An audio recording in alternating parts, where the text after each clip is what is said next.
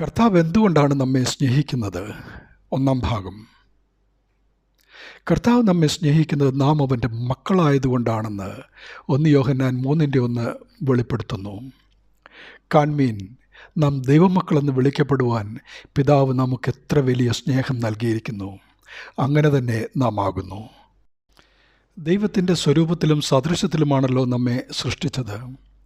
അവൻ്റെ ജീവശ്വാസമാണല്ലോ നമ്മിൽ ജീവനായി നിലനിൽക്കുന്നത്. അവൻ്റെ ആത്മാവാണല്ലോ നമ്മെ നയിക്കുന്നത്. അവൻ്റെ ദൂതന്മാരാണല്ലോ നമുക്ക് ഇരുപുറവും കാവൽ നിൽക്കുന്നത്. അവിടുത്തെ പുത്രൻ ജീവൻ കൊടുത്താണല്ലോ പാപത്തിൻ്റെ ശിക്ഷയിൽ നിന്ന് നമ്മെ വിടുവിച്ച് രക്ഷിച്ചത്. അവൻ്റെ രാജ്യത്തിലേക്കാണല്ലോ നമ്മെ ചേർത്തത്. അവിടുത്തെ തിരുശരീര രക്തങ്ങളാണല്ലോ നമുക്ക് ജീവൻ ഉണ്ടാകുവാനും സമൃദ്ധിയായി ഉണ്ടാകുവാനുമായി തന്നിരിക്കുന്നത്. പിതാവിൻ്റെ വലത്തുഭാഗത്തിരുന്ന് അവിടുന്ന് നമുക്ക് വേണ്ടി സദാ പക്ഷവാദം ചെയ്യുന്നുവല്ലോ. അവൻ നമുക്ക് സ്വർഗത്തിൽ അവനോടൊപ്പം നാം വസിക്കുവാൻ ഭവനമൊരുക്കുവാൻ പോയതാണല്ലോ.